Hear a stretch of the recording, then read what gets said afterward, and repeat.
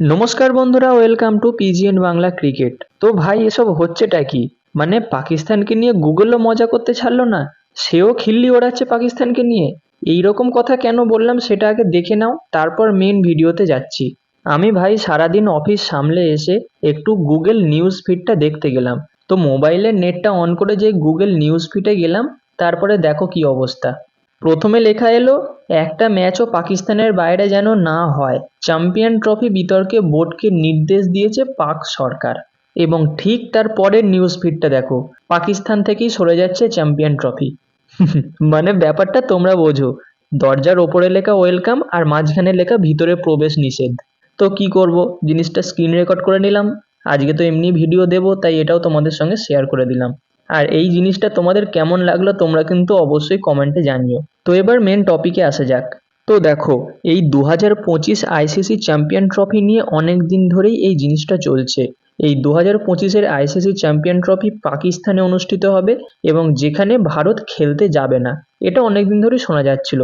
কিন্তু গত রবিবার সেটা ভারত আইসিসিকে জানিয়ে দিয়েছে যে তারা পাকিস্তানে খেলতে যাবে না।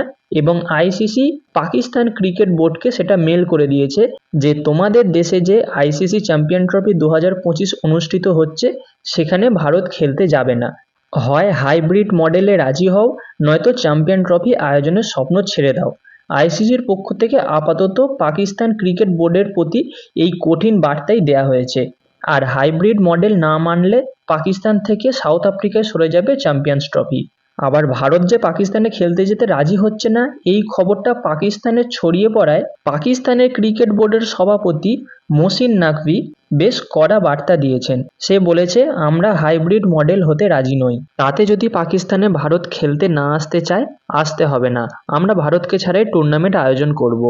গত বছর এশিয়া কাপের মতো হাইব্রিড মডেল এবছর আমরা আর হব না।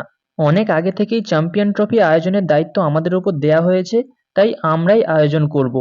এইসব কথা বলে আইসিসিকে পাল্টা চাপ দিয়েছে পাকিস্তান ক্রিকেট বোর্ড।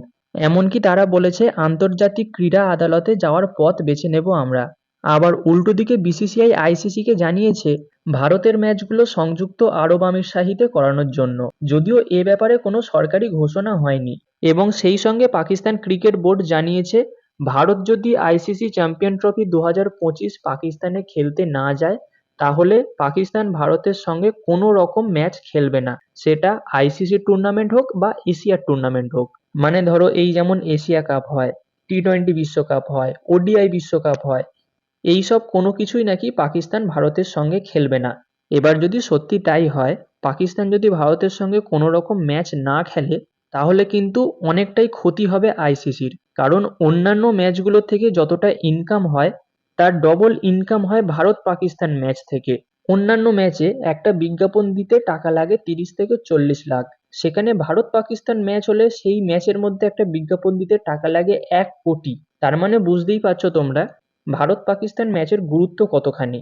এবার জিনিসটা এমন জায়গায় দাঁড়িয়ে রয়েছে, ভারতও ছাড়বে না, পাকিস্তানও ছাড়বে না। সম্পূর্ণ সিদ্ধান্ত আইসিসির। তারা কি সিদ্ধান্ত দেবে তারাই জানে, সেই দিকে আমাদের অবশ্যই তাকিয়ে থাকতে হবে। আর তোমরা কমেন্টে জানিও, ভারতের কি উচিত, পাকিস্তানে খেলতে যাওয়া নাকি না যাওয়া। তো এই ভিডিওতে এই পর্যন্তই। এরপরে কোনো আপডেট এলে আমি অবশ্যই তোমাদের জানিয়ে দেব। তোমরা আমাদের চ্যানেলটি সাবস্ক্রাইব করে রেখো।